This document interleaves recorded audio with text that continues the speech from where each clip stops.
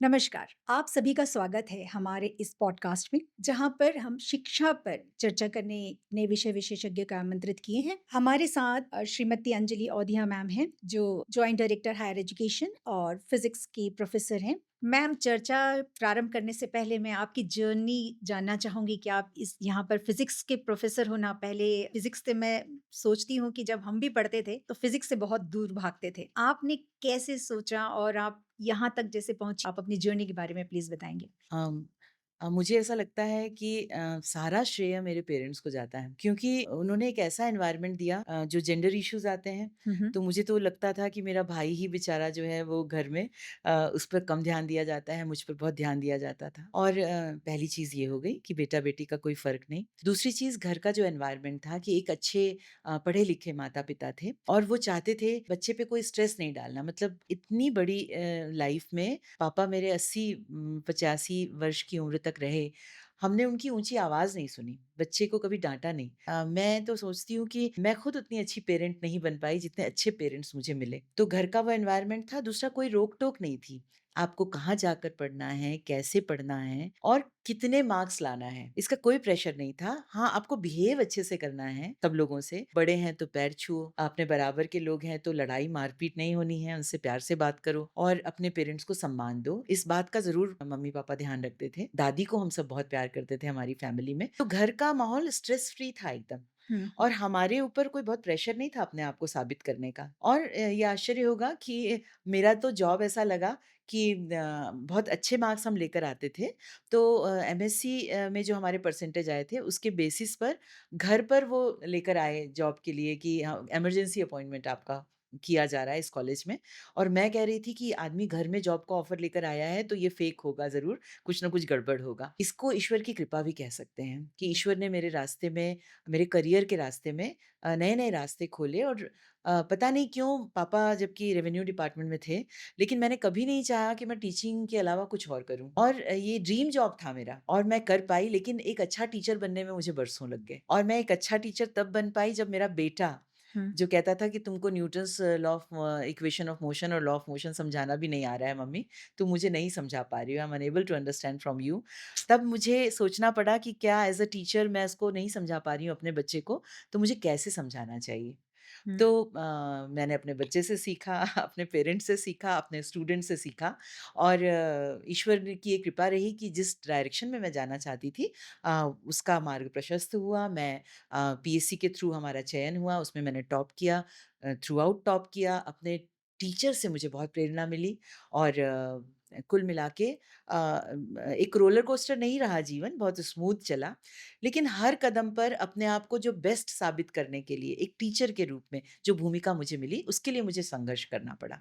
हुँ, और वो संघर्ष हर किसी के साथ रहता है कि चीज़ें आपको मिल गई लेकिन उनको सँभालना, हुँ, तो हुँ। वो संघर्ष तो मेरे जीवन में रहा। लेकिन घर का माहौल, मेरे पेरेंट्स, उनके प्रति बहुत कृतज्ञता है कि न उन्होंने ऐसा माहौल दिया कि मैं कुछ कर पाई, कुछ बन पाई, जो चाहती थी वैसा बन पाई, ऐसा मुझे लगता है। जैसे आपसे बात करने के बाद ऐसे बहुत से मेरे भी फ्रेंड्स हैं जो एजुकेटेड फैमिली से बिलॉन्ग करते हैं, तो ये चीज़ मेरे दिमाग में अभी आ रही है आपसे बात करने के बाद कि एजुकेटेड फैमिलीज़ जो होती हैं, शायद वही अच्छे कल्चर्स बच्चों को दे पाती हैं। जी। इसलिए भी एजुकेशन बहुत आवश्यक है। उसको जॉब मिले, ना मिले, इसकी जी। कोई बात नहीं। हो सकता पढ़ाई करके वो हाउसवाइफ ही बन जाए, लेकिन हुँ, मेरे ख्याल से दिमाग खुलता है। बिल्कुल। और वो जो अननेसेसरी जो डायलॉग्स होते हैं घरों में, हुँ। जो जिसको अपन घरेलू बातचीत कह वो उससे बचते हैं एजुकेशन वाले जो इसीलिए मैंने कहा कि जो फर्स्ट जनरेशन लर्नर वाली बात कही। हाँ, हाँ, हाँ। अगर फर्स्ट जनरेशन लर्नर पेरेंट्स हैं, हुँ। पेरेंट्स के बाद बच्चा पहला वो व्यक्ति है जिसने कॉलेज की दहलीज पर कदम रखा हुँ, हुँ, है, हुँ।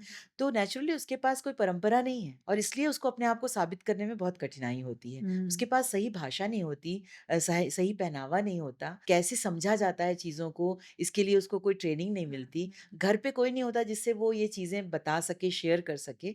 आप सोचिए कितना बड़ा एक खालीपन है उसके जीवन में फर्स्ट जनरेशन बिल्कुल, लर्नर के लिए। बिल्कुल। तो माँ का पढ़ना तो बहुत ही ज़रूरी है कि कम से कम वो बच्चे के साथ उसी सेम प्लेटफ़ॉर्म पर आकर उससे बातचीत कर सके, बातचीत उसे कर समझ सकते। सके। हुँ, जी, एक सोच डेवलप होती है एजुकेशन से। जी, अच्छी एजुकेशन अगर है, पेरेंट्स अगर अच्छे एजुकेटेड हैं, जी। तो बच्चों पर कुछ ना कुछ तो कल्चर डालेंगे ही, ऐसा आईआईटी मुझे वाले बाबा का एक स्टेटमेंट याद आ रहा है। कि पेरेंट्स ने आपको राह नहीं दिखाई, हाँ। तो उसने कहा कि जो खुद अंधे हैं वो मुझे राह कैसे दिखाएँगे? उनके पापा मम्मी-पापा जो हैं वो चाहते थे कि वो इंजीनियरिंग आईआईटीएन थे हुँ, वो, हुँ। तो करके एक अच्छा-सा जॉब करें, उससे ज़्यादा सपना नहीं था हाँ, और ये हाँ। ज्ञान की तलाश में थे, ये अध्यात्म की दिशा में हुँ, जाना हुँ, चाहते हुँ। थे। तो पढ़ना-लिखना और पढ़ने-लिखने के साथ-साथ अपने बच्चे को फ्री छोड़ना, फ्री छोड़ना वो ये इम्पोर्टेंट दोनों है, चीज़ें बहुत बहुत ज़रूरी महत्वपूर्ण है। हैं। जी, जी, जी। जी। करंट एजुकेशन सिस्टम हमारा चल रहा है, उस क्या स्ट्रेंथ या क्या वीकनेसेस आप मानती हैं? Current education system right to education जैसी पॉलिसीज़ की वजह से इसका डेटाबेस या इसकी आउटरीच बहुत बढ़ गई है। तो ये तो सबको पता चल गया है कि पढ़ना है और अपने बच्चों को पढ़ाने के लिए माता-पिता बहुत परिश्रम कर रहे हैं। उनका सारा फ़ोकस ये रहता है कि किसी तरह से मेरा बच्चा पढ़ लिख जाए और पढ़ लिख के एक अच्छी-सी नौकरी मिल जाए अगर वो मिडल क्लास है तो। और जो थोड़े से हायर एंड पे हैं, हाई एंड सोसाइटी से हैं, तो वो ये चाहते हैं कि बच्चा पढ़ लिख के कुछ नया सीखे, कुछ इनोवेशन करे और बिज़नेस को बढ़ाए। उसके लिए भी अच्छी बात ये है कि हर वर्ग के लोग जागरूक तो हो गए हैं कि शिक्षा तो उन्हें मिलनी चाहिए। जी। तो ये जो आउटरीच का बढ़ना अपने आप में हुँ, बहुत हुँ। अच्छी बात है। कई बार तो ये देखा गया है कि 200-300% कई हज़ार % नंबर ऑफ स्कूल कॉलेजेस हम देखें, एनरोलमेंट हम देखें, तो ये कई गुना बढ़ा है आज़ादी से लेकर अब तक देखें तो। लेकिन साथ ही अगर वीकनेस की बात करूँ हुँ, क्योंकि हुँ। अगर हम स्ट्रेंथ के साथ वीकनेस भी हमारे सामने आती है। तो वीकनेस की बात करें, एक समय था जब हमारे पास गुरु हुआ करते थे, हुँ, हमारे हुँ। पास चाणक्य थे, हमारे पास द्रोणाचार्य थे, हमारे पास ऐसे गुरु थे जो जो सिखाना चाहते थे वो उस क्षेत्र में बच्चे को सक्सेसफुल बनाने के लिए। और जैसे कि वो मोगली था ना जो जंगल हुँ, बुक हुँ, का, हुँ, हुँ। तो वो बहुत अच्छा एक डायलॉग था कि जीवन में जो है आपको पहले लड़ना पड़ता है, उसके बाद कैसे लड़ना है ये सीखने का आपको समय नहीं मिलता है। तो जी। जब आप जीवन के क्षेत्र में जाते हैं, हुँ, हुँ। तो आपको वो पढ़ाई-लिखाई इधर ही रह जाती है। हुँ, तो हुँ। ये जो गैप आ गया है कि जो हम सीखते हैं और जो जीवन है, हुँ, हुँ। ये सबसे बड़ी कमज़ोरी है आज की शिक्षा पद्धति में कि ये हमको जीने का तरीका नहीं सिखाती, ये हमारे जीने में मददगार नहीं होती। हुँ, हुँ। और सब कहते हैं ये साइन कॉस क्या सिखा देते हैं जो जीवन में कभी काम नहीं आता। जी, जी। बच्चे गलत नहीं कहते हैं। तो आपको क्या ऐसा नहीं लगता कि जो अभी करंट एजुकेशन सिस्टम है, वो रॉट लर्निंग पर ज़्यादा फ़ोकस करता है? मतलब बच्चे रट्टा मार पद्धति जिसको हम कहा कह हुँ, सकते हैं कि जी, रट्टा मारना है और जी, एग्ज़ाम देने जाना है, तो जी। वो ज़्यादा इसमें आप क्या बिल्कुल मानते हैं? एनईपी 2020 जब बना तो बहुत ही अच्छी सोच के साथ उसे हुँ, बनाया हुँ। गया। बहुत अच्छे शिक्षाविद जो हैं उन्होंने उस पर काम किया। मुझे ऐसा लगता है कि अगर हम चाहते हैं कि रॉट लर्निंग ना हो, हुँ, तो सबसे अच्छी चीज़ है कि बच्चे को फ्री छोड़ दीजिए। बिल्कुल। स्कूल में 75% नहीं आ रहा है, मत आओ। हुँ, नहीं जाना है स्कूल कॉलेज, मत जाओ। लेकिन आपको इस एग्ज़ाम को पास करना होगा if you want to get a degree in okay. That particular course.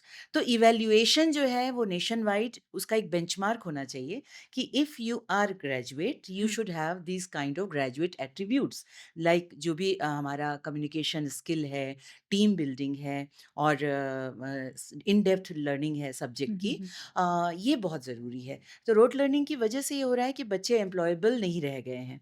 Even IIM और आईआईटी के बच्चे बहुत अच्छे हैं ऐसा नहीं है, हुँ, हुँ, क्योंकि इस पर भी कई सर्वे हुए हैं कि इंजीनियरिंग हो, कोई भी आप स्ट्रीम ले लीजिए, बच्चे एम्प्लॉयबल ही नहीं हैं। हुँ, उनको लगता है हर जगह शॉर्टकट मारने से काम हमारा बन जाएगा। तो थोड़े समय बाद हम ये देख रहे हैं कि डिग्री का कोई वैल्यू ही नहीं रही। हमारे बच्चे जब फॉरेन या मल्टीनेशनल्स में जाते हैं, तो आप ये प्रोग्राम लिख सकते हैं कि नहीं लिख सकते, सिर्फ़ इस बेस पे उसका सिलेक्शन होता है। आपके बिल्कुल। पास बड़ी-बड़ी डिग्री है, इससे सिलेक्शन नहीं होता। तो जी, जब जी। बच्चों को पता चलेगा कि ऐसे डिग्री अर्न करने से कुछ होगा नहीं, हुँ, तो हुँ। रोट लर्निंग छूट जाएगी। तो इवैल्यूएशन इज़ वेरी इम्पोर्टेंट। अच्छा, इवैल्यूएशन की अगर हम बात करते हैं तो कैसे आप इवैल्यूएट कर पाएँगे? जैसे बच्चों की हम बात करें, एक गाँव का बच्चा हम लेते हैं और एक शहर का बच्चा लेते हैं। तो हम दोनों के जो एग्ज़ाम पेपर्स आते हैं, क्वेश्चन पेपर मोर ओवर एक जैसे ही होते हैं, मैं इतने सालों से मैं देख रही हूँ। तो गाँव में भी वही क्वेश्चन पेपर जाता है बोर्ड एग्ज़ाम्स के और शहरों में भी वही होता है। वही बच्चा जो बहुत इंटेलिजेंट है और गाँव का बच्चा जो बिल्कुल कुछ नहीं जानता है, जिसके parents are not aware of education, कुछ भी जानते नहीं हैं। तो हम कैसे कंपेयर कर पाएँगे बच्चों को? कैसे जी। जो करंट सिस्टम में हम बात कर रहे हैं ऐसा, हुँ। तो इसमें तो थोड़ी-सी मुझे ऐसा लगता है कि हम गैप देखते हैं बहुत ज़्यादा। अभी जो हमारा इवैल्यूएशन होता है वो लर्निंग आउटकम्स पे बेस्ड नहीं है। हुँ, हुँ। वो मेमोरी टेस्ट करता है और ओके। इसीलिए रॉट लर्निंग हो रही। तो ब्लूम्स टैक्सोनॉमी की अगर हम बात करें, हुँ, तो उसमें जो सबसे नीचे का लेवल होता है वो हमारी मेमोरी को टेस्ट करता है। हुँ, तो जैसे कि ऑब्जेक्टिव टाइप क्वेश्चंस होते हैं, एमसीक्यूज़ होते हुँ, हैं, हुँ, तो वो उस तरह के हैं। लेकिन ब्लूम्स टैक्सोनॉमी के नेक्स्ट स्टेप पे, उसके आगे के स्टेप में जब हम जाते हैं, तो नॉलेज और अंडरस्टैंडिंग को और नॉलेज क्रिएशन तक वो हुँ, जाता है। जैसे कि जब कोई बच्चा डिसर्टेशन करता है, जब कोई अपना कोई रिसर्च पेपर लिखता है, वो हो गया नॉलेज क्रिएशन। हुँ, हुँ, तो हम बच्चे की मेमोरी टेस्ट करके उसको छोड़ देते हैं। मैं हमेशा ये मानती हूँ कि ग्रामीण परिवेश से बच्चा जो आया है वो कमज़ोर है। ये तो वही बात हो गई जो आइंस्टीन ने कही थी कि मछली से आप कहते हैं पेड़ पे चढ़ो हुँ। और फिर उसका हम टेस्ट करते हैं। हाँ, तो हाँ, जो हाँ। बच्चा जिस परिवेश से आया है उसकी कुछ अपनी स्ट्रेंथ है। तो हुँ, मुझे उसको उसकी स्ट्रेंथ के हिसाब से ट्रेनिंग देना चाहिए, ना कि मैं जो सिखाना चाहती हूँ उस सिलेबस को उसे पढ़ाना चाहिए। हुँ, लेकिन अगर मैं बहुत सारे ग्रामीण परिवेश के पेरेंट्स आते हैं, हुँ, हम उनको लाख समझाने की कोशिश करें कि भैया बेसिक साइंस में मत आओ, तुम इसको पॉलिटेक्निक में ले जाओ, इसको आईटीआई में ले जाओ। हुँ, वहाँ से ये सीधे जॉब मार्केट में के लिए तैयार होगा। हुँ। लेकिन वो बोलते हैं कि नहीं, या तो बीएससी करेगा या वो बीटेक करेगा। इसके बीच उनको समझ में ही नहीं आता कि अभी मार्केट किधर जा रहा है, जॉब्स किधर जा रहे हैं। वो माता-पिता अपना सपना थोप रहे हैं बच्चों पे और यही अच्छा, सबसे बड़ी गड़बड़ हो रही है। दूसरा कि मैं बिल्कुल नहीं मानती कि ग्रामीण परिवेश का बच्चा कमज़ोर होता है। अच्छा। मैं सरकारी कॉलेजेस में रही हूँ। वहाँ पर हमेशा क्योंकि सबसे कम फीस होती है तो ग्रामीण परिवेश से बच्चे आते हैं। हुँ, हुँ, हुँ। इतना पोटेंशियल होता है उन बच्चों में, हुँ, सिर्फ़ वो अंग्रेज़ी नहीं बोल पाते। अच्छा। लेकिन वो फ़िज़िक्स समझते हैं। तो ये मैं उसको कैसे कह दूँ कि वो उसमें कि पोटेंशियल नहीं है उसमें। मैं केस स्टडी बतलाती हूँ कि 4 बच्चों का ग्रुप आया कि मैम हम रोबोटिक्स कॉम्पिटिशन में पार्टिसिपेट करना हुँ, चाहते हुँ, हैं। हुँ। वो बीएससी का एक बच्चा था, 2-3 हमारे एमएससी फिज़िक्स के बच्चे थे अच्छा। और वो सब अंग्रेज़ी एक लाइन नहीं आते थे। मैंने कहा रोबोटिक्स कैसे सीखेंगे? तो बीआईटी दुर्ग जो है उसमें कुछ रोबोटिक एंथुसियास्ट कुछ ग्रुप था बच्चों का और वो लोग बोले मैम अगर आप 500 पर हेड इनका अरेंज कर देती हैं, हम 1 हफ्ते में इनको रोबोटिक्स सिखा देंगे। ओके, वो बच्चे जो है 1 हफ्ते में उन्होंने रोबोटिक्स सीखा। ओके। फिर यहाँ रविशंकर यूनिवर्सिटी में उनका कॉन्टेस्ट हुआ। हुँ, हुँ, हुँ। उसमें उन्होंने सारे इंजीनियरिंग के बच्चों को हराकर फर्स्ट आए वो लोग वेरी आईआईटी गुड, भुवनेश्वर के लिए सिलेक्ट हुए। वहाँ उन्होंने फास्टेस्ट रोबो बनाया। Great. This was a learning for me also कि बच्चा अंग्रेज़ी नहीं बोलता लेकिन रोबोटिक्स जानता है और रोबोटिक्स कर सकता है। तो ये अच्छा। जो ग्रामीण परिवेश के बच्चे कमतर होते हैं, मुझे लगता है कुछ कर गुज़रने के लिए मौसम नहीं, जज़्बा मन ज़रूर रहता है चाहिए। उनके अंदर। तो वो जी। जज़्बा है। हाँ। अगर मैं उसको बार-बार उसको ह्यूमिलिएट करूँगी कि तुमको अच्छे से अंग्रेज़ी बोलना नहीं आता, you don't know how to behave, हुँ, हुँ। तो ये तो हमारे सिस्टम की गलती है। जी, तो जी। कहीं न कहीं हमको उस तरह से ध्यान देने की ज़रूरत है, अदरवाइज़ ज्ञान में वो कहीं पीछे नहीं है, ऐसा मैं समझती हूँ। मतलब इंग्लिश कहीं बैरियर नहीं आता है बच्चों के नहीं अगर आता। नॉलेज सिस्टम में अगर हम बात करते हैं तो जी। आज जो पेरेंट्स हैं वो क्या सोचते हैं कि बच्चों को इंग्लिश बोलना आना चाहिए जैसे बहुत सारे पेरेंट्स आते हैं स्कूलों में और उनकी यही अपेक्षा रहती है हम लोगों से टीचर्स से कि हमारे बच्चे को फ्लुएंटली इंग्लिश आनी चाहिए दूसरी लैंग्वेजेस आ रही हैं कि नहीं आ रही उससे उनको कोई मतलब नहीं रहता हमारा बच्चा इंग्लिश में बोल क्यों नहीं पा रहा है जो इंग्लिश मीडियम के जो पेरेंट्स होते हैं हुँ, हुँ। उनका यही रहता है कि हमारे बच्चे को इंग्लिश आपको बहुत अच्छे से बोलना सिखाना है तो आपसे ये सुनने के बाद कि इंग्लिश बहुत ज़्यादा बैरियर नहीं है, बहुत अच्छा लगा और ये भी निकल के आई कि रियल जो लाइफ स्किल होना चाहिए बच्चों के लिए, करेक्ट। वो ज़्यादा इम्पोर्टेंट आप मानती हैं कि जो बच्चा जॉब के पीछे जाता है? आप ये देखिए सुंदर पिचाई हो चाहे कोई मुझे आईआईएससी बैंगलोर जाने का मौका मिला और साउथ के बहुत सारे बच्चे हम लोग सब सीनियर सिटीजन जैसे थे वहाँ पर जी, जी। किसी भी साउथ के छोटे-छोटे गाँव से एमएससी करने के बाद हुँ, हुँ। उनका पहला स्टेप होता था एमटेक वो आईआईटी से करें और डॉक्टरेट भी वो आईआईटी से करें और पोस्ट डॉक के लिए वो फॉरेन जाएँ। अच्छा। वहाँ पर एक सिस्टम बना हुआ है जो बच्चा पोस्ट डॉक करने फॉरेन जाता है वो एक नेटवर्क बनाता है हुँ, और सामने वाले को खींच लेता है। This is true leadership. और ओके, ये नेटवर्क हमारे यहाँ नहीं है because we are first generation learner. मैं छत्तीसगढ़ की बात कर रही हूँ। Okay, okay. हमारे बच्चों के पेरेंट्स नहीं पढ़े लिखे हैं। हमारे बच्चे जो हैं वो खुद उनको फैमिली में ऐसा माहौल नहीं मिलता है कि अब जैसे मेरे पापा थे, वो हुँ, बीएचयू से पढ़े हुए थे हुँ। और बिहार से भी उनका कनेक्शन था। जब वो घर आते थे तो चॉकलेट के साथ-साथ एक किताब भी लाते थे। अच्छा।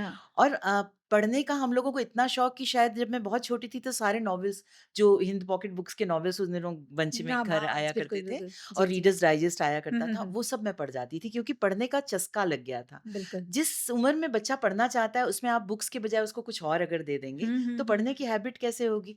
तो जो फर्स्ट जनरेशन लर्नर होता है, माँ-बाप उसके किसान हैं, वो दिन भर चले जाते हैं काम करने, तो वो बच्चे को कौन कंपनी देगा? कौन उनको संस्कार सिखाएगा? कौन उनको संस्कृति सिखाएगा? कौन उनको भाषा सिखाएगा?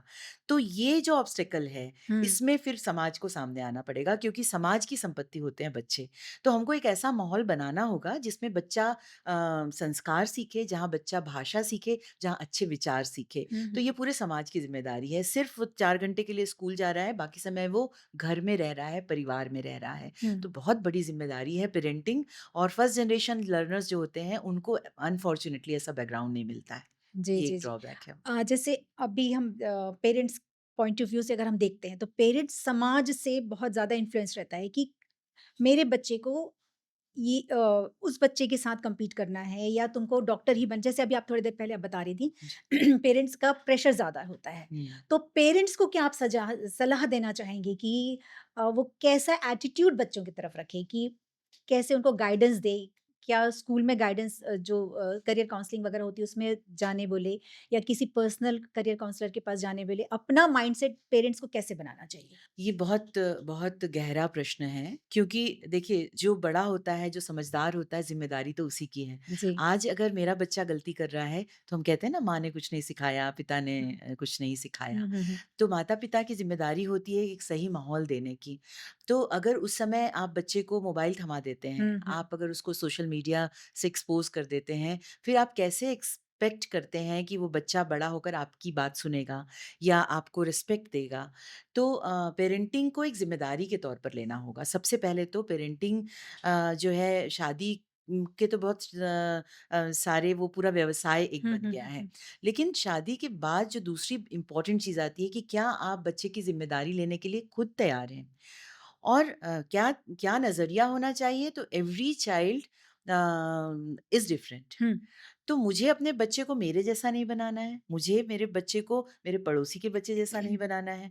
मुझे मेरे बच्चे को जो वो है, हुँ, हुँ, उसके अपने पोटेंशियल को वो फुली रियलाइज़ कर पाए, हुँ, इस बात पर ध्यान देना है। तो सबसे पहली जज तो मैं होती हूँ कि मैं अपने बच्चे के गुण दोष देख पाऊँ, हुँ, हुँ, उसकी कैपेबिलिटी देख पाऊँ, उसके ड्रीम्स क्या है मैं उसको देख पाऊँ। हुँ, हुँ, हुँ, कितना बड़ा काम है ये पेरेंटिंग।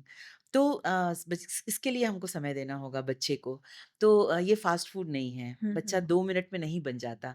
बच्चा जब पूरे 12वीं तक तो वो आपके पास रहता है, हुँ, आजकल तो 10वीं के बाद भी बाहर चला जाता है। बिल्कुल। ये वो क्रूशियल टाइम है जब हमको बच्चे को समय देना होगा और आपको लगता है if you are not capable हुँ, तो आप मेंटर ढूँढिए। हुँ, आप ढूँढिए उस व्यक्ति को जो पहले दादा-दादी हुआ करते थे घरों में, हुँ, हुँ, जो कुछ सलाह दिया करते थे, लेकिन अब हम उनको आउटडेटेड समझते हैं। हुँ, तो फिर कौन देगा सलाह? तो हमको एक माहौल तो बनाना होगा, एक माहौल तो देना होगा बच्चों को। तो हमको एक सोशल नेटवर्क बनाना होगा, एक यूटोपिया बनाना होगा, जहाँ मेरा बच्चा वो सीख सके जो उसके लिए ज़रूरी है। हुँ, हुँ, हम उसको यूँ ही एक्सपोज़ होने नहीं दे सकते सोसाइटी में, फिर वो क्या सीख कर बाहर से आता है? वो गालियाँ सीख सकता है, वो ड्रग्स सीख सकता है, वो कुछ भी सीख सकता है। हुँ, हुँ, तो हुँ। क्या मेरी ज़िम्मेदारी नहीं है अगर मैं उस बच्चे को इस दुनिया में लाई हूँ, तो ज़िम्मेदार अभिभावक तो बनना होगा। We should know how to be a good parent.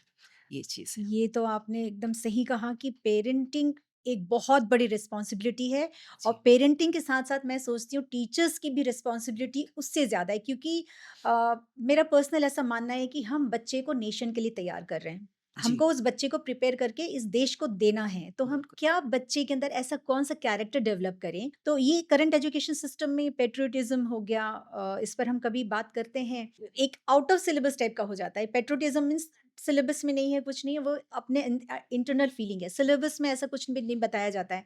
Civic sense मैं देखती हूँ कि हमारे सिलेबस में उसकी कमी है। जो बच्चे आज हुँ, जो भी आप ड्रग्स की बात कर रही हैं, तो वो चीज़ें उसमें सिलेबस में मैं देखती नहीं हूँ। जी। और जो साइंस, मैथ्स जो भी पढ़ता है, वो टिपिकल एक लैंग्वेज में पढ़ रहा है। उसको ऐसा लगता है कि कोई बाहर की चीज़ मैं पढ़ रहा हूँ। वो रिलेट नहीं करता, अपने आप को कनेक्ट नहीं कर पाता उस सब्जेक्ट से। हुँ। तो आप सिलेबस को अभी करंट सिस्टम में क्या कुछ प्रॉब्लम आपको समझ देखिए, में आई है? हर चीज़ स्कूल या कॉलेज में नहीं सीखी जाती है। पहला स्कूल उसका घर होता है, जहाँ पर वो संबंधों के बारे में सीखता है, हुँ, रिलेशनशिप्स के बारे में सीखता है, अपने पेरेंट्स से, अपने सिबलिंग से, अपने दोस्तों से, बड़ों से, छोटों से, प्रकृति से, हर चीज़ से जो संबंध जो के बारे में जब वो सीखता है, तब उसका इमोशनल इंटेलिजेंस डेवलप होता है। हुँ, जब तक इमोशनल इंटेलिजेंस डेवलप नहीं होगा, तब तक उसको वैल्यू कहाँ होगी इन सब चीज़ों की। तो आप चाहते हैं मैथ्स में वो 100% ले आए, हुँ। लेकिन अगर उसमें इमोशनल इंटेलिजेंस नहीं है, तो वो लाइफ में कभी सक्सेसफुल हो नहीं सकता। हुँ, हुँ, हुँ। क्योंकि जब हम किसी को देखते हैं कि वो बहुत सारा इंजीनियरिंग का डिग्री लेकर आ गया, एमबीए की डिग्री लेकर आ गया, लेकिन जब वो जाता है तो वो टीम के साथ काम ही नहीं कर पाता, क्योंकि वो इतने ऊंचे ऊंची जगह पर अपने आप को पाता है कि मैं इन सबसे सुपीरियर हूँ। हुँ, हुँ। उसमें इमोशनल इंटेलिजेंस डेवलप हो नहीं पाता कि दूसरे के शूज में पैर डाल के वो देख सके वो क्या फील कर रहा है अभी। तो ये जो शिक्षा है, इसमें अभी तो बहुत अच्छा जो 5+3+3+4 वाला जो हुँ, कॉन्सेप्ट हुँ, आया है, हुँ। तो उसमें जो शुरू के अर्ली चाइल्ड केयर की जो बात की है, हुँ, हुँ, हुँ। ये तो एक मानी हुई चीज़ है। साइकोलॉजिस्ट ने इतना दुनिया भर में रिसर्च किया है कि जो पहले के 5 साल होते हैं हुँ, बच्चे के हुँ, 0 टू 5 इयर्स, हुँ। They are crucial. उस समय उसका व्यक्तित्व बन जाता बन है। चुका होता है। उस समय उसका व्यवहार निश्चित हो चुका होता है कि उसकी प्रवृत्तियाँ निश्चित हो चुकी हुँ, हुँ, होती हुँ, हैं। वो रिएक्ट करेगा, किस तरीके से किसी से बिहेव हुँ। करेगा, वो किस तरीके से अपने जीवन के बारे में सोचेगा, उसकी वैल्यूज़ क्या होंगी? क्या वो लोगों के साथ मिलकर, उनका पूरक होकर, उनका उपयोगी होकर समाज में अपनी एक जगह बना सकता है? या पहले मैं या हुँ, सिर्फ मैं, हुँ, हुँ, माई वे हुँ। और हाईवे, हाँ, इस हाँ, तरह हाँ। की चीज़ों में आता है। तो 0 टू 5 ईयर हमको डिवोट करना होगा हुँ, हुँ। पेरेंट को, सोसाइटी को। और अगर उस समय आप बच्चे को क्रेच में डाल देते हैं या उस समय आप बच्चे को प्ले स्कूल्स में प्ले डाल स्कूल्स देते में, हाँ, हैं। हाँ, हाँ। अभी कल परसों एक वीडियो आ रहा था, पुलिस केस हुआ। माँ-बाप जो हैं, और दिल्ली और बड़े शहरों में ये होता है। हुँ, हुँ, हुँ। नौकरी बहुत ज़रूरी है, मैं समझती हूँ उस बात को, लेकिन माँ-बाप जो है सोते हुए बच्चे को क्रेच में छोड़ के जाते थे और रात को जब वो सो चुका होता था, तब वो तब वापस आते आते थे। थे। जी। उस क्रेच में एक नाबालिग बच्ची जो है वो केयरटेकर थी और उसको हायर किया गया था, क्रेच के जो मालिक थे उन्होंने। और जब वो बच्चा रोता था तो वो उसको मारती थी, पीटती थी, दाँतों से काटती थी। ये सारा सीसीटीवी में ओह रिकॉर्ड माय हुआ। उसके गॉडनेस! पेरेंट्स ने जब देखा बच्ची के शरीर पे घाव, तो उन्होंने पुलिस को दे दिया केस। ये किस तरह से हम बच्चे को पाल रहे हैं? सोसाइटी की ज़िम्मेदारी नहीं। जब कोई प्रेग्नेंट लेडी काम पर जाती है तो आप उसको इकारित की नज़र से देखते हैं कि वो काम नहीं कर पा रही है, she hmm, is unable to hmm, cope up with her hormones. तो ये कौन-सा तरीका है? सोसाइटी की ज़िम्मेदारी है ना। बच्चे, सोसाइटी को बच्चे नहीं चाहिए क्या? क्या सोसाइटी आगे बढ़ेगी? अगर ह्यूमन रेस ही खत्म हो जाए तो काहे हुँ, की हुँ। सोसाइटी? तो बिल्कुल ये सही। बच्चे की ज़िम्मेदारी हमको लेनी पड़ेगी। और साथ ही हमको जो शुरू के 5 साल हैं, जब भाषा बनती है, संस्कार बनते हैं, विचार बनते हैं, उसके लिए हमें कुछ सोचना होगा कि हम बच्चे को कैसा माहौल दें। आपसे बात करने से ये समझ में आ रहा है कि सोसाइटी को बहुत परिपक्व होने की ज़रूरत है आज के डेट जी, में जो महिलाएं हैं ख़ास करके उनको अपने एजुकेशन पर बहुत ध्यान देना चाहिए पेरेंट्स को बिल्कुल। गर्ल एजुकेशन तो बढ़ा है अभी जी, पिछले 10-20 सालों से मैं देख रही हूँ कि जी। गर्ल्स एजुकेशन पर माँ खुद चाहती है कि बच्ची पढ़कर निकले हुँ। और अब अगर चर्चा को आगे बढ़ा तो डिजिटल जो एजुकेशन सिस्टम पर आप क्या कहना चाहेंगी स्पेशली ये पैंडेमिक्स के बाद में डिजिटल एजुकेशन बढ़ा है तो देखिए, उस मामले में मैं थोड़ी ऑर्थोडॉक्स हूँ। हाँ जी मानव से मानव तक ही संप्रेषण हो सकता है। हाँ डिजिटल क्लासेस हमने भी बहुत ली। कोविड के समय में हम लोग ऑनलाइन क्लासेस लेते थे। बच्चे दे आर सो स्मार्ट, हुँ, वो ऑन कर देते थे और लिंक लिंक में जॉइन कर लेते थे। हमको 30-35 बच्चे दिखते थे। अगर हम क्वेश्चन करते थे हुँ, तो देयर वाज़ नोबडी। कि अच्छा।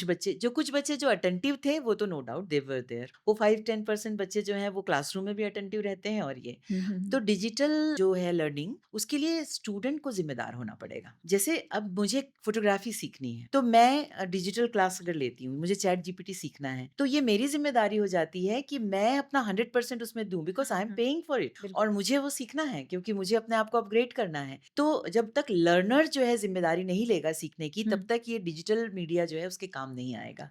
फिर वो आप डंडा मार के, एक टीचर है, हुँ, वो हुँ, क्लास में देखता है, वो चॉक फेंक के मारता है कि तुम सो रहे हो? जाओ हुँ, जाके पानी पी कर आओ। हुँ, तो ये जो बात होती है, ये जो वन टू वन रिलेशन होता हुँ, है, हुँ, ये तो क्लासरूम के एनवायरनमेंट में ही होता है। हुँ, क्लासरूम के एनवायरनमेंट में ऐसा ही नहीं कि गुरुकुल में भेज दिया जाता था बच्चों को सीखने के लिए, और that was the best system कि हुँ, आप सोसाइटी से पूरा कट के, अब एक नेटवर्क वहाँ रहता था, आपके पीयर ग्रुप वहाँ रहता था, आप अपने गुरु की सेवा करना सीखते थे, आप सर्वाइव करना सीखते थे, पर्यावरण आप सीखते थे। पर्यावरण बिल्कुल, सीखते थे, बिल्कुल। आपको लकड़ियाँ चुन के लाना है, आपको खाना बनाना है। जी, जी। तो ऐसे ही अभी जो डे स्कूल्स होते हैं, जो रेसिडेंशियल हुँ, स्कूल्स हुँ, होते हैं, हुँ, आप देखते हैं कि जो केंद्रीय विद्यालय केवीज़ हैं, हुँ, उनके बच्चे बेटर होते हैं। ओके। जो नवोदय विद्यालय हैं, उनके बच्चे बेटर होते हैं। रेसिडेंशियल होता है हुँ, और टीचर टॉट रिलेशन इतना स्ट्रॉन्ग होता है कि 5 बच्चों का एक मेंटर होता है। हुँ, वो उसकी पूरी वो जस्ट लाइक अ पेरेंट होता है वो।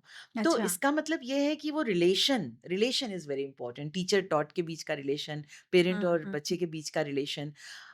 रिलेशन के थ्रू बच्चा सीखता है। सीखना कोई दुनिया से काट के हमने बच्चे को एक क्लासरूम में बाँध दिया और बोला कि अब तुम सीखो, हुँ, तो वो हुँ, कुछ नहीं सीखेगा। कुछ नहीं सीख तो सकता। दुनिया के साथ चलते-चलते, इसलिए बोलते हैं एक्सपीरियंशियल लर्निंग करवाइए, प्रोजेक्ट बेस्ड लर्निंग हुँ, कराइए, हुँ, फील्ड वर्क कराइए, हुँ, हुँ, इंटर्नशिप हुँ, कराइए, हुँ। ताकि बच्चा रियल लाइफ एक्सपीरियंस के साथ में सीखे। तो रियल लाइफ के साथ ही सीखना होगा, उसके बिना नहीं, ऐसा मुझे लगता है। अभी हम करंट एजुकेशन सिस्टम पर बात कर रहे थे। अब मैं जानना चाहूँगी कि जो नेशनल एजुकेशन पॉलिसी 2020 है, उसमें पेरेंट्स को कितना तैयार रहना पड़ेगा? आप हर बार जब आप कह रही हैं कि पेरेंट्स को तैयार होना है, तो एनईपी के लिए कैसे तैयार हो पाइए? एनईपी को एक्सेप्ट करें। एनईपी जो है उसमें एम्प्लॉयबिलिटी बढ़ाने की बात है, फ्लेक्सिबिलिटी बढ़ाने की बात है, जो मल्टीपल एंट्री और एग्जिट के लेवल्स बनाए गए हैं। उसके बाद आपको स्किल देने की बात है, वैल्यूज देने की बात है। ये वो एक ड्रीम एजुकेशन पॉलिसी हो सकती है अगर पेरेंट्स और टीचर्स हुँ, जुट जाएं कि हाँ, हमको अपने बच्चे को इस तरीके से तैयार करना है। तो एक्सेप्टेबिलिटी इज वेरी इंपॉर्टेंट। सबको लगता है बच्चे को ज्यादा पढ़ना पड़ेगा। हुँ, हुँ, एक्चुअली जब कई बार कोर्स तैयार किया जाता है, तो इवन जो लोग कोर्स तैयार कर रहे हैं वो भी कई बार सोचते हैं कि पुराने पैटर्न को बहुत ना छेड़ा जाए। हुँ, लेकिन मैं ये कहती हूँ कि अगर एनईपी स्टूडेंट सेंट्रिक है और जॉब मार्केट में उस डिग्री की कोई वैल्यू नहीं है जिसको लेकर अभी तक आपका बच्चा निकल रहा था, तो क्या एज पेरेंट आपको ये एक्सेप्टेबल है कि आपका बच्चा एम्प्लॉयबल नहीं है? हुँ, हुँ, तो अगर आपको ऐसा लगता है तो बच्चे के लिए माहौल बनाना, बच्चे को समझाना, क्योंकि बच्चा जो है वो शॉर्टकट चाहता ही है, उसकी उम्र ही ऐसी है हुँ, हुँ, हुँ, कि वो उसको लगता है कि क्यों इतना मैं पढ़ूँ? उसको उसका उत्तर नहीं मालूम है। हुँ, हुँ, हुँ, तो जेनेरिक इलेक्टिव में जैसे वो पढ़ सकता है जो वो पढ़ना चाहता है। हुँ, अगर वो मैथ्स का बच्चा है तो कॉमर्स पढ़ सकता है, आर्ट्स पढ़ सकता है, वो डांस सीख सकता है। लेकिन अगर एनईपी में जो इम्प्लीमेंटिंग एजेंसी है, वो इतनी जागरूक नहीं रही कि बच्चे को इतना सपना दिखाया कि इतनी वैरायटी हम देंगे, लेकिन फिर बाद में जब वो कॉलेज में एडमिशन लेने जाता है, तो कहेंगे कि हमारे पास ये सारे सब्जेक्ट नहीं हैं अवेलेबल, बस ये है, इसमें से पढ़ना है तो पढ़ो, वरना हम आपकी कोई मदद नहीं कर सकते। ये एक सपने के टूटने जैसा है और ये बहुत बड़ी ज़िम्मेदारी सिस्टम की है, वो सिस्टम जो एनईपी को इम्प्लीमेंट करने के लिए लगा हुआ है। तो पॉलिसीज़ बनाना आसान है, उसको इम्प्लीमेंट करना बहुत मुश्किल है। लेकिन एक समय था जब अकाउंटेबिलिटी तय नहीं हो पा रही थी हायर एजुकेशन इंस्टीट्यूट्स की, और तब एक ग्रेडिंग का कॉन्सेप्ट आया। हुँ, हुँ, पहले उसका भी बहुत विरोध हुआ, बाद में लोगों ने धीरे-धीरे उसको एक्सेप्ट कर लिया। तो वो एक्सेप्टेबिलिटी अगर आ जाए कि एनईपी इज़ गुड, हुँ, मैं अपने बच्चे को आईकेएस में, इंडियन नॉलेज सिस्टम से परिचित कराना चाहता हूँ या चाहती हूँ। मैं अपने बच्चे को वैल्यूज़ देना चाहती हूँ। मैं अपने बच्चे को जैक ऑफ ऑल ट्रेड्स बनाना चाहती हूँ, ताकि वो जब मैच्योर हो तो उसके पास बहुत सारे ऑप्शंस रहे। ऑप्शंस हो। हाँ, मैं उसको एक एंटरप्रेन्योर बनाना चाहती हूँ, जॉब सीकर की बजाय जॉब प्रोवाइडर बनाना चाहती हूँ। हुँ, तो इतनी बड़ी सोच के साथ अगर पेरेंट्स सामने आते हैं तो एक्सेप्टेबिलिटी, क्योंकि बच्चा जो है अपने माँ-बाप से बहुत प्यार करता है। तो बच्चा जब देखेगा कि मेरे पेरेंट्स को ये पसंद है और उनके लिए वो बिल्कुल भिड़ जाएगा कि इसी सिस्टम में मुझे अपना अपना वर्थ जो है वो साबित करना है। तो पेरेंट्स के लिए एक्सेप्टेबिलिटी, वो खुद पढ़े, खुद समझे, सारी चीज़ें अवेलेबल हैं ऑनलाइन। एनईपी क्या, क्यों, कैसे, सब चीज़ दी हुई है। हुँ, फिर एक प्रेशर भी तो बनेगा, क्योंकि वो भी स्टेक होल्डर्स हैं ना, तो वो जाके बोलें कि भाई एनईपी में तो ये कहा गया है पढ़ाने के लिए, हुँ, आप क्यों नहीं इस तरह को इम्प्लीमेंट कर रहे हैं, आप क्यों वो पुरानी चीजें पढ़ा रहे हैं? तो एक प्रेशर बनेगा, तो एजुकेशन सिस्टम भी जो है या एजुकेशन इंस्टीट्यूट जो है उसको इम्प्लीमेंट करना पड़ेगा। तो क्योंकि बच्चा सबकी जिम्मेदारी है, सिर्फ स्कूल की जिम्मेदारी नहीं है, तो पेरेंट्स की भी जिम्मेदारी है, सोसाइटी की भी जिम्मेदारी है और स्कूल की, सब मिलजुल कर एनईपी को एक्सेप्ट करें और इम्प्लीमेंट करें। आप क्या ये नहीं मानती हैं कि एनईपी में सबसे पहले जो इम्पोर्टेंट है वो है टीचर्स ट्रेनिंग? आप राइट। टीचर्स को कितना कैपेबल मानती हैं? आज के डेट में अगर आज की टीचर्स को हम देखते हैं तो क्या वो इतनी कैपेबल हैं कि वो एनईपी के साथ वो कम्पीट कर पाएँ, बच्चों को इतना ट्रेनिंग दे पाएँगी वो? इतने सालों तक टीचिंग करने के बाद हुँ, हुँ। हमारे स्टाफ रूम में मुद्दा यही रहता था कि कैसी पढ़ाई है, और वही सब्जेक्ट, क्वेश्चन पेपर जो है वो 1 साल का, पिछले साल का क्वेश्चन पेपर जो है वो 1 साल बाद रिपीट होता है, तो 50% पढ़ के बच्चा पास हो जाता है। तो हमारा सारा उद्देश्य ये रहता था कि बच्चे को सिलेबस पूरा करना है हुँ, बच्चे के लिए। बिल्कुल। हमारा कई टीचर्स तो बहुत टाइट लिप्ड रहते थे, बच्चे से मुझे बात नहीं करनी है, एक डिस्टेंस मुझे मेंटेन करना चाहिए, तब मुझे रिस्पेक्ट मिलेगा। बच्चे के लिए मैं ज़िम्मेदार हूँ सिर्फ़ क्लासरूम के अंदर, बच्चा बाहर क्या कर रहा है उससे मेरा कोई लेना-देना नहीं है। ये जो सिस्टम आया, हम इस सिस्टम के फेर में पड़ गए हुँ, और हमने अपनी जो पुरानी परंपरा थी कि गुरु जो होता था, हुँ, हुँ। उसकी पूरी ज़िम्मेदारी होती थी कि न सिर्फ़ वो सिखाए, बल्कि गुरु हर कदम पर जीवन में साथ होता था।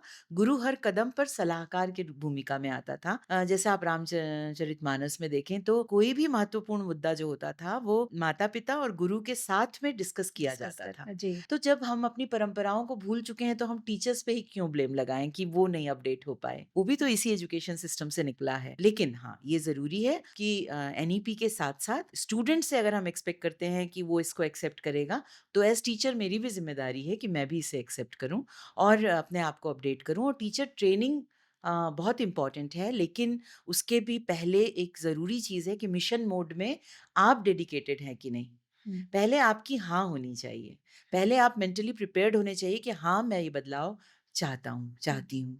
उसके बाद आप हर चीज़ एक्सेप्ट करेंगे कि मेरे बच्चे मेरी ज़िम्मेदारी हैं, मुझे इनको चीज़ें सिखानी हैं।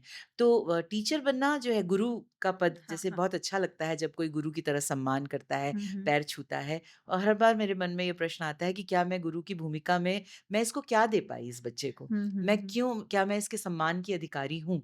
तो इस तरह से अगर हम अपने आप पे क्वेश्चन करें, और ये सिर्फ पैसा कमाने का ज़रिया नहीं है, हुँ, चाहे हुँ, शिक्षा हो, चाहे स्वास्थ्य हो, चाहे न्याय हो, हमको मिशन मोड में चलना होगा। हुँ, हुँ, हुँ, हमको एक ज़िम्मेदारी तो लेनी होगी और अपने आप को अपडेट करना होगा। तो टीचर ट्रेनिंग की जो चीज़ें होती हैं, एफडीपीज़ हो रहे हुँ, हैं, हुँ। और ऑनलाइन आजकल बहुत सारी चीज़ें हैं, तो उनके थ्रू हमको अपडेट होने की कोशिश करना चाहिए और बिल्कुल अपडेट रहना चाहिए। कुछ देर पहले आप कह रही थी कि हर बच्चा अलग होता है, हर बच्चे की चैलेंजेज़ अलग होते हैं, उसकी जो नीड होती है वो अलग होती है। तो क्या टीचर्स इतने अपडेट हो पाएँगे? क्या तरीका क्या है? क्या उनको फ़ॉलो करना चाहिए? अपग्रेड होने के लिए टीचर्स को कौन-कौन से मेजर्स लेने चाहिए? अभी जो टीचर आते हैं, और हुँ, ख़ास तौर पे हायर एजुकेशन में जो आते हैं, वो सिर्फ़ अपना सब्जेक्ट एक्सपर्ट होते हैं। अच्छा, उनको जी। चाइल्ड साइकोलॉजी नहीं आती, हुँ, उनको ईक्यू, इमोशनल इंटेलिजेंस कैसे डेवलप हुँ, करना है हुँ, वो नहीं आता। हुँ, हुँ, हुँ, और बहुत सारी ऐसी चीज़ें हैं जो इंटरपर्सनल रिलेशन, टीम बिल्डिंग, तो एक पूरा जो हमारा सिस्टम है, हुँ, हुँ, हुँ, सिर्फ़ टीचर की ज़िम्मेदारी नहीं है। एक टीचर होगा सब्जेक्ट के लिए, हुँ, हुँ, एक टीचर होगा जो स्पोर्ट्स के थ्रू उनको टीम बिल्डिंग सिखाएगा। तो इस तरीके से एक कॉम्बिनेशन होता है। तो अच्छा। जो पूरा जो सिस्टम है, उसमें सिर्फ़ एक टीचर की ज़िम्मेदारी नहीं है कि वो सब कुछ वही सिखाए। इसमें हर बहुत सारे स्टेक होल्डर्स हैं, और कुछ एक्सपीरियंस से बच्चा सीखेगा, तो कुछ आप उसको छोड़ दीजिए फ्री, एक्सपीरियंशियल लर्निंग करेगा। तो all the ingredients of learning should be imbibed, embedded हुँ, in the system itself, in the okay. Syllabus itself. हुँ, हुँ, तो सिलेबस आपका इसीलिए कहा गया है एनईपी में कि सिलेबस को छोटा करो, हुँ, और उसमें ये सारी चीज़ें जो हुँ, कि ओवरऑल ग्रूमिंग के लिए ज़रूरी हुँ, हैं, हुँ, वो हुँ, चीज़ें इसमें डालो। तो मेरा बच्चा जो है, ठीक है, 13 के आगे का उसको पहाड़ा नहीं आता है, कोई बात नहीं है। लेकिन हुँ, वो मेरा और तेरा के परे वो कुछ एक इंसान की तरह हुँ, बिहेव हुँ, करना सीख जाता है। तो सही। व्हाट इज़ बेटर, आपका बच्चा पढ़ के लिख के विदेश चला जाता है, माँ यहाँ मर जाती है, फ्लैट में पड़ी रहती है कई महीनों तक, बच्चे को बिल्कुल। पता भी नहीं चलता। आप ऐसा समाज चाहते हैं? एक मेरे कलीग थे, वह स्पोर्ट्स टीचर थे, वो कहा करते थे कि बहुत अच्छा हुआ, मेरा एक बच्चा जो है पढ़ने में बहुत अच्छा था, वो चला गया, विदेश में है, दूसरा बच्चा जो है पढ़ने में कमज़ोर था, वो मेरे पास है। तो वो एक इसको बोन मान रहे थे कि मेरा बच्चा जो है, जो पढ़ने में कमज़ोर है, कम से कम मेरे साथ तो मेरे है। साथ तो है। तो हुँ, हुँ, जो हुँ, पढ़ने में कमज़ोर जिसको आप बोल रहे हैं, हो सकता है आईक्यू कमज़ोर हो, ईक्यू बहुत ज़्यादा है, एंड हाँ, we need a balance. We need तो ये बैलेंस। बैलेंस तो हमको चाहिए। तो अब हमको देखना है कि हम किस तरह का परिवार चाहते हैं हुँ, और हुँ, किस तरह का समाज चाहते हैं। उसके बिल्कुल। बाद हमको शिक्षा पे बात करनी चाहिए। एनईपी में एग्ज़ैक्टली यही किया गया है जी, जी। कि उन्होंने कहा डिसिप्लिन स्पेसिफिक आप जो कोर कोर्सेज़ हैं हुँ, वो पढ़िए। हुँ, हुँ। फिर आप सेकंड 3rd सेमेस्टर में आते हैं, आपको इंटर्नशिप ज़रूरी कर दिया। फिर अच्छा। आप 7.5 सीजीपीए से ज़्यादा अगर आपका आता हुँ, है, हुँ, तो आप रिसर्च के साथ में, ऑनर्स के साथ में हुँ। आप उस सब्जेक्ट को इन डेप्थ पढ़ सकते हैं। तो अच्छा। एनईपी में कितने प्रोविज़न्स दिए हैं। ठीक है, अगर आपको फर्स्ट ईयर के बाद आपको लगा कि this is not a good thing to do, मैं कुछ और करना चाहती हूँ, जीवन में कुछ और एक्सप्लोर करना चाहती हूँ, फर्स्ट ईयर के बाद आप डिप्लोमा लेके निकल जाइए।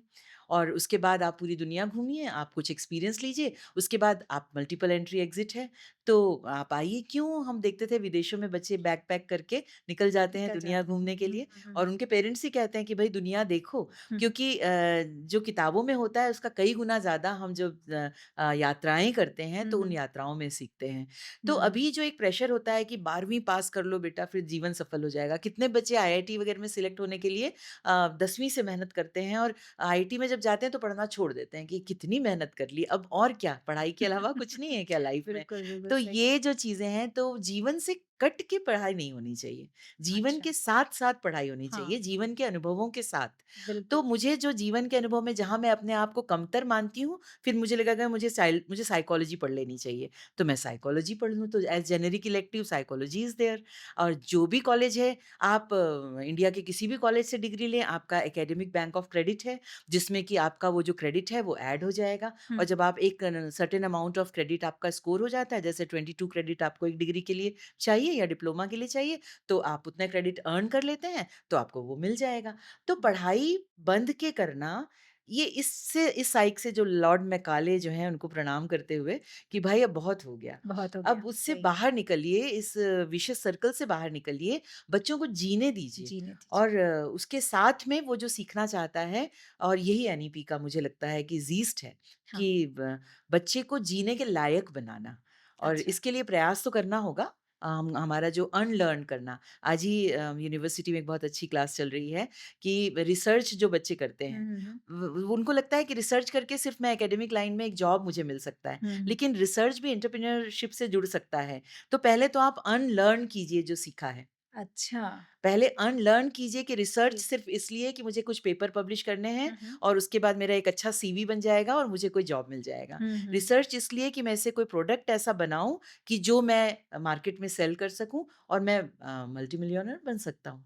तो ये जो माइंडसेट है, ये हुँ। माइंडसेट चेंज करने की बात है एजुकेशन के लिए। एनईपी एक मौका है, एक अवसर है टीचर्स के लिए, पेरेंट्स के लिए, बच्चों के लिए, जिसे हमें नहीं छोड़ना चाहिए। मुझे ऐसा लगता है। ट्रेडिशनल बोर्ड एग्ज़ाम पैटर्न था और असेसमेंट था, उसमें चेंजेज़ आएँगे एनईपी से? देखिए, जब बच्चे को ये पता नहीं था कि बोर्ड एग्जाम जो है ये पास नहीं करूँगा तो गज़ब हो जाएगा, कुछ ऐसा हो जाएगा। कई बच्चों को गॉड फॉरबिड, मतलब ऐसे एग्ज़ाम्पल्स हैं, हुँ, हुँ। बच्चे ने सुसाइड तक किया है बोर्ड के प्रेशर में। हाँ, ये तो इकलौता बच्चा था, बिल्कुल, बिल्कुल। उसको भेजा इन्होंने कोटा पहले, हुँ, और उसके बाद बोले कि 12th में पास होना बहुत ज़रूरी है, नहीं तो आईआईटी अगर सिलेक्ट भी कर लेता है, जेईई वगैरह तो भी नहीं उसका हो पाता है। मतलब वो इतना बर्न आउट हो गया कि वो उसने बोला कि मैं कोप अप नहीं कर सकता, और उसने सुसाइड कर लिया। बोला हुँ, कि मैं हुँ। अपने मम्मी-पापा के एक्सपेक्टेशंस को पूरा नहीं कर सकता, इसलिए उसने सुसाइड कर लिया। और एक बच्चा था हमारे कॉलेज में आया, गाँव में वो इंस्पायर फेलोशिप लेकर आया था, 95% लेकर आया था, और जब वो देखता था कि यहाँ के बच्चे बहुत स्मार्टली बात कर रहे हैं, और उसको गाँव और देहाती वाला होने की वजह से उसके मैनर्स पे, उस पे सब पे हँस रहे हैं, उसने सुसाइड किया। अंग्रेज़ी ना बोल पाने के कारण सुसाइड किया, क्योंकि टीचर्स भी आधा इंग्लिश, आधी हिंदी बोल रहे थे, ज़्यादा इंग्लिश बोलना प्रेफ़र कर रहे थे। बड़े कॉलेज में उसने एडमिशन लिया और वो कोप अप नहीं कर पाया। तो ये सारी चीज़ें हमको बताते हैं कि हम स्टूडेंट्स के बारे में सोच ही नहीं रहे हैं। हुँ, हुँ। तो स्टूडेंट सेंट्रिक एजुकेशन तो होना पड़ेगा, और इसके लिए बहुत इम्पोर्टेंट है कि उनका जो एक नेटवर्क बनाया जाए, एक बच्चों का ग्रुप हो जो कि कुछ मेंटर्स हों। सिर्फ टीचिंग करके आप क्लास में अपने एक E equal to mc square पढ़ाया और आ गए, उससे बच्चे का कुछ भी नहीं बनने वाला है। एक ऐसा कॉलेज कल्चर हमको डेवलप करना चाहिए जहाँ पर फ्रीडम हो, फ्रीडम ऑफ थॉट हो, जहाँ पर बच्चा कुछ जीवन को एक्सप्लोर कर पाए और अपने पेस में सीखे। हुँ, हुँ, अपने पेस में सीखे। बोर्ड एग्जाम का प्रेशर इतना ज़्यादा हो गया था कि गवर्नमेंट को सामने आना पड़ा कि भई कोई प्रेशर मत लो। सेमेस्टर सिस्टम लाया कि 50% पढ़ के भी आप पास हो हुँ, सकते हो। हुँ। मेरी एक फ्रेंड थी जो 11th बोर्ड पहले हुआ करता था हमारे समय में। एग्जाम का जो फर्स्ट पेपर था उस दिन उसके पापा एक्सपायर हो गए, और आज वो एक नेशनल लेवल के इंस्टीट्यूट की डायरेक्टर जनरल है। अरे वाह! और उसने ये जर्नी कैसे तय की, अगर बोर्ड एग्जाम सब कुछ होता, तो क्या वो इतना आगे तक बढ़ सकती थी? तो बिल्कुल। जीवन का 1 साल अगर बोर्ड एग्जाम में आप सफल नहीं हो पाए, दूसरी बार में सफल हो जाएँगे। हमने एग्जाम को बच्चे का एक एक टेस्ट जो बोलते हैं ना, हुँ, वो टेस्ट बेंचमार्क एक बना के रखा है। बच्चा एग्जाम में पास नहीं होता तो क्या हम उसे कूड़ेदान में फेंक देंगे? ये क्या हुँ। हमारी गलती नहीं है कि बच्चा सीख नहीं पाया? तो ये माइंडसेट जो है, ब पेरेंट्स इतना प्रेशर देते हैं, पेरेंट्स को लगता है हम कैसे मुँह दिखाएँगे अगर हमारा बच्चा कई पेरेंट्स झूठ बोलते हैं कि मेरा बच्चा टॉपर है, मेरा बच्चा ये है। हुँ, हुँ, और मेरा बच्चा जब मेरा बेटा बोलता था कि आपको सोसाइटी में ये दिखाना है कि मेरा बच्चा बहुत अच्छा कर रहा है और इसलिए आप चाहती हैं कि मैं अच्छे नंबर लाऊँ। मुझे वो सब्जेक्ट पसंद नहीं है, मैं नहीं पढ़ूँगा और जब पसंद होगा तब मैं पढ़ूँगा। तो ये धीरे-धीरे ये जो हमारी पीढ़ी आ रही है बच्चों की, ये जनरेशन एक्स है, उसके आगे की जनरेशन है। हाँ, ये हाँ। आपके कंट्रोल में वैसे नहीं आएँगे वैसे कि आप छड़ी मारकर इसको कंट्रोल कर लें। हुँ, हुँ, तो हुँ। इसीलिए अब चाइल्ड सेंट्रिक हुए बिना आपका जीवन चल ही नहीं सकता। वो नहीं मानेगा आपकी बात। ही और she is not obedient enough. तो आपको उसको समझना होगा और समझ के समझाना होगा। तो ये जनरेशन के साथ ये जनरेशन गैप है बहुत बड़ा हुँ, हुँ। और इसको हमको दूर करना होगा। टीचर और स्टूडेंट के बीच भी जनरेशन गैप हो गया है, हुँ। पेरेंट्स और बच्चों के बीच भी हो गया। बच्चा कहाँ जाए? बच्चा किसके ये पास गैप मैं जाएगा? देख रही हूँ बहुत बड़ा गैप होता चला जा रहा है। जी, जैसे बच्चों से भी बात करती हूँ तो समझ में आता है कि ना पेरेंट्स की सुनना चाहता है ना वो टीचर्स की सुनना चाहता है राइट। भी जो एक इंटेलिजेंट बच्चा है। जी, इंटेलिजेंट बच्चे जी, की बात करी बाकी तो जी, दूसरे जो बच्चे हैं वो पेरेंट्स से इन्फ्लुएंस है और टीचर से जो वो बोल देते हैं वो ही करते हैं। मैं ये आपसे ये क्वेश्चन करना चाह रही थी कि जो स्किल डेवलपमेंट है इस पर एनईपी कहाँ पर खड़ा होता है? NEP is talking about to reduce the curriculum content right. और उसमें जो इनर जो क्वालिटीज हैं उसको डेवलप करने पर फोकस कर रही है। बात ये है कि एजुकेशन किस लिए? हुँ, अगर हम ये सोचें कि एजुकेशन किस लिए कि साइन कॉस थीटा पढ़ के आ गया बच्चा, लेकिन उसको ये नहीं मालूम कि कील कैसे ठोकना है या फैन मेरा कैसे ठीक करना बिल्कुल। है। हाँ, हाँ, हाँ। तो स्किल इज़ वेरी इंपॉर्टेंट। पहले ये होता था कि हर परिवार में एक स्किल हुआ करती थी। उनका एक खानदानी बिज़नेस हुआ करता था। जैसे वो वीवर है तो उसको वीविंग आती ही थी। हुँ, अगर वो कोई प्लम्बिंग का काम कर रहा है तो उसको दादा से परदादा से वो चीज़ें मिलती थी। हिंदुस्तान का कोई घर ऐसा नहीं था जहाँ पर कोई स्किल ना हो। हुँ। तो स्किल परिवार से आ जाता था और जो एजुकेशन है वो स्कूल स्कूल से कॉलेज से आ जाता था। धीरे-धीरे ये हुआ कि जो खानदानी पेशा था वो कहीं पीछे रह गया। हुँ, हर कोई नौकरी के पीछे भागने लगा। हुँ।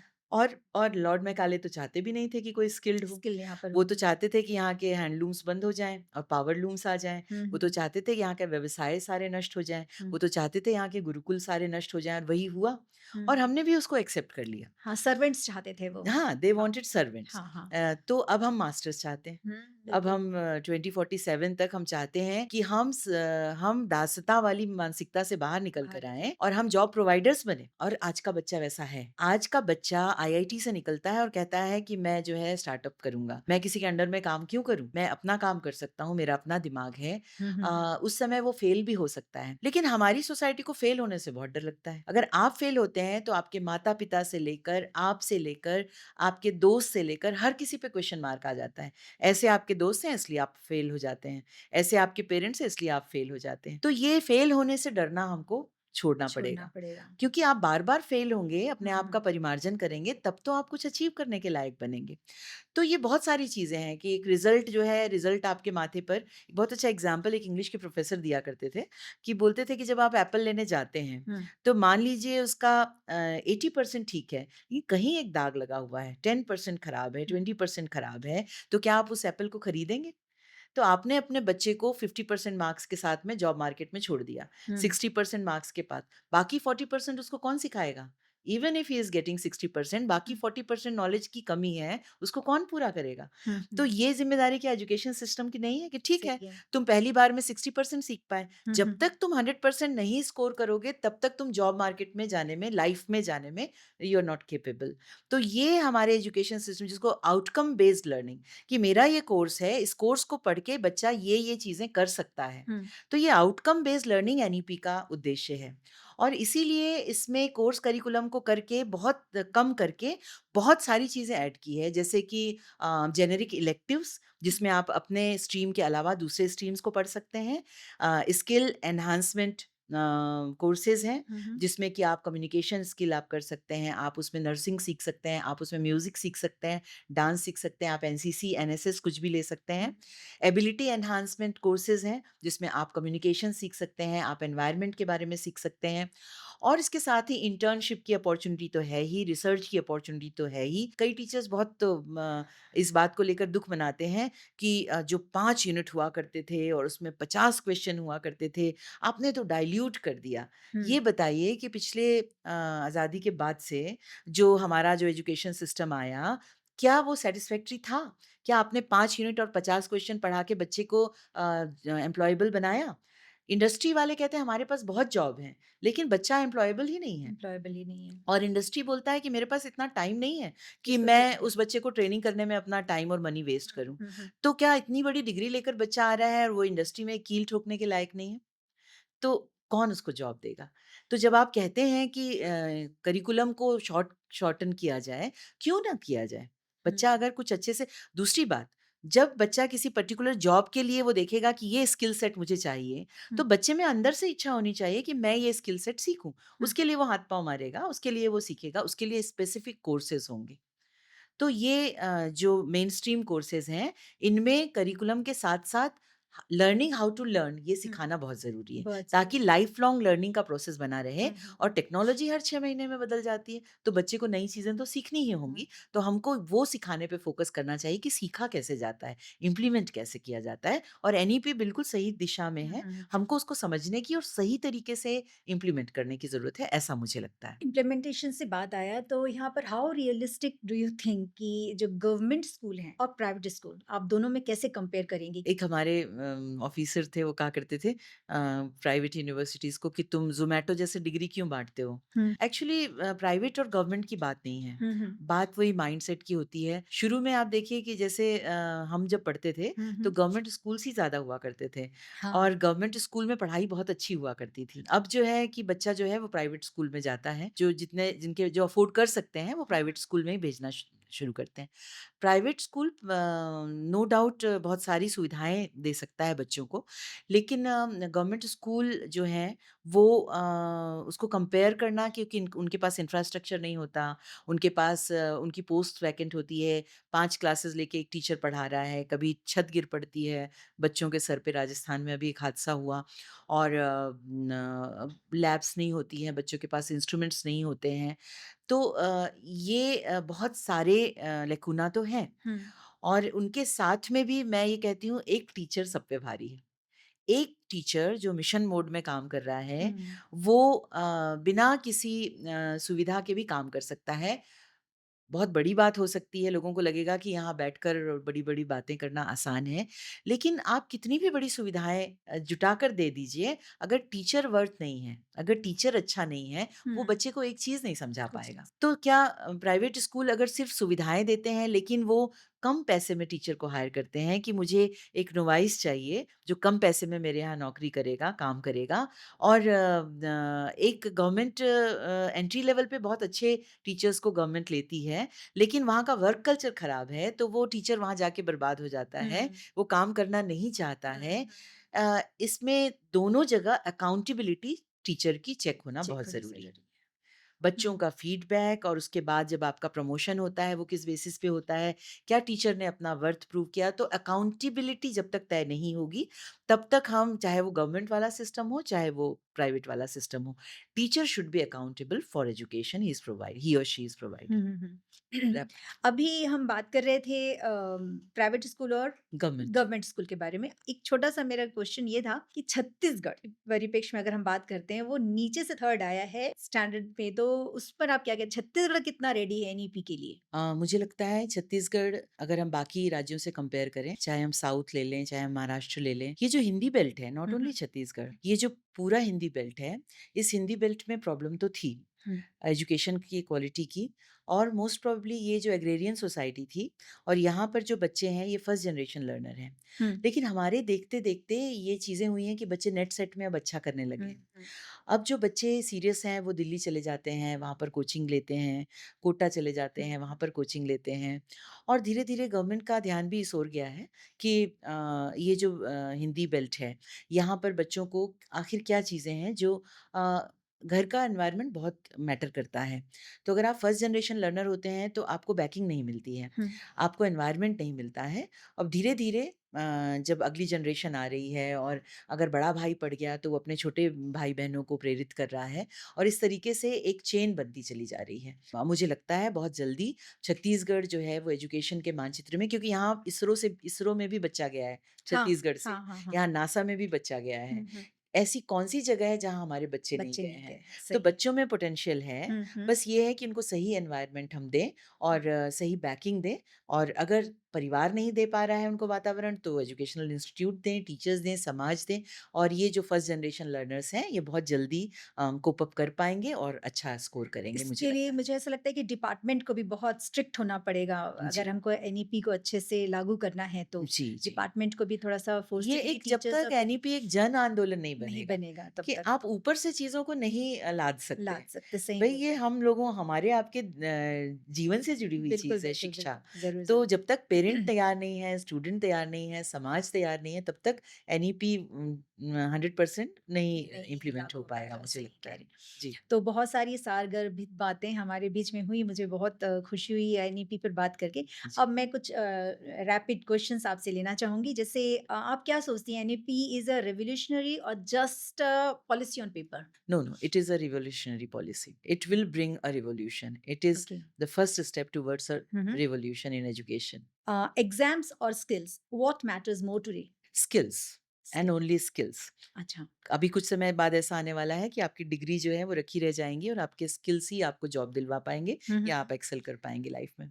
One change you'd like to change in the education system? हुँ। मुझे लगता है इवैल्यूएशन पैटर्न, अगर ओके। आपका इवैल्यूएशन सख्त होगा, हुँ, हुँ। अगर आपका इवैल्यूएशन जो है वो पूरे देश के लिए एक जैसा होगा, एक बेंचमार्क बनेगा, ग्रेजुएट एट्रिब्यूट्स बच्चे में होने चाहिए, इस चीज़ का इवैल्यूएशन होगा और वो बहुत स्ट्रिक्ट होगा। जैसे हुँ, आईएएस का एग्ज़ाम होता है, हुँ, हुँ, वैसे ही अगर एक बच्चा बीएससी करके निकलता है हुँ, और उसका जो नॉलेज लेवल होगा और जो स्किल सेट होगा, हुँ। वो परफेक्ट है कि वो किसी भी जॉब मार्केट के लिए सूटेबल हो जाता है। इतना परफेक्ट कि बच्चे को कहीं जाकर अगर वो इंडस्ट्री में जाता है, फिर से एग्ज़ाम देने की, फिर से ट्रेनिंग लेने की ज़रूरत ना पड़े। अच्छा। अगर वो कहीं भी जाता है, हुँ। उसको फिर से कुछ सीखने की ज़रूरत ना पड़े। इसके लिए ज़रूरी है कि हमारा इवैल्यूएशन सिस्टम परफेक्ट हो जाए, everything will be perfect. So what message would you give to the educator adopting to the new education system policy? मुझे ऐसा लगता है कि हमको पूरे मन से हुँ, इस चेंज को स्वीकार करना चाहिए हुँ, क्योंकि अब तक 30-35 सालों का जो मेरा अनुभव है, हुँ, हुँ, उसमें हमने सिर्फ शिक्षा पद्धति को कोसा है, हुँ, भर-भर के कोसा है। हुँ, अब हमारे सामने एक नया चैलेंज आया है, जब हमको अपनी प्रतिबद्धता दिखानी है, जब हमको ये दिखाना है कि हम इम्प्रूव होंगे, be the change you want to see in your children. तो ये अगर हम समाज को बदलना चाहते हैं तो हम सिर्फ ब्ला ब्ला ब्ला बातें ना करें बल्कि हम खुद चेंज हो जाएं। हुँ, हुँ, खुद अडॉप्ट करेंगे तो बच्चा अडॉप्ट करेगा। हर एजुकेटर को एनईपी के माध्यम से जो चेंजेस आए हैं उनको समझना और समझाना होगा और ये मैसेज पहुंचाना होगा कि ये हम सब के एक सोसाइटी के रूप में हुँ। बढ़ने के लिए बहुत ज़रूरी है। तो acceptability towards NEP, acceptability towards change, अच्छा। ये मुझे लगता है। Last but not the least, what message would you like to give to the parents, teachers and the student? Parents हों चाहे टीचर्स हों, इन दोनों का जो सेंटर ऑफ थॉट होता है वो बच्चा होता है, हुँ, हुँ। स्टूडेंट होता है। बिल्कुल, बिल्कुल। तो उनको स्टूडेंट सेंट्रिक तरीके से सोचने की ज़रूरत है। बच्चा क्या चाहता है? बच्चे पे अपने सपने ना लादें, बच्चे पे अपने कोर्सेज़ ना लादें, बच्चे को एक्सप्लोर करने दें। तो ये उतनी थियोरेटिकल बात भी नहीं है, एनईपी के साथ हम ये कर सकते हैं। हम बच्चे को आज़ादी दे सकते हैं कि वो हुँ, जिस दिशा में जाए, जो-जो सीखना चाहे वो सीख सकता है। तो चाइल्ड सेंट्रिक हो जाए सोसाइटी, बिल्कुल। तो सोसाइटी का भी भला होगा, बच्चे का भी भला होगा, ऐसा मुझे लगता है। हमने बहुत सी सारगर्भित बातें आपसे सीखी मैम। बहुत-बहुत धन्यवाद आपका कि आपने एक-एक छोटे-छोटे से पहलुओं को भी बहुत अच्छे से इलैबोरेट करके समझाया है और मुझे पूरी उम्मीद है कि बच्चे, पेरेंट्स और जो टीचर्स हैं, वो इसको समझने की कोशिश करेंगे और हमको बच्चों को कुछ कैरेक्टर डेवलपमेंट देना है। तो एजुकेशन सिस्टम जो भी आने वाला new education national education policy जो अभी है, उसको हम दिल से एक्सेप्ट करें और पेरेंट्स से भी उम्मीद करते हैं कि पेरेंट्स भी कोऑपरेट करेंगे और आज की हमारी चर्चा यहीं तक। फिर से मुलाकात होती है। नमस्कार।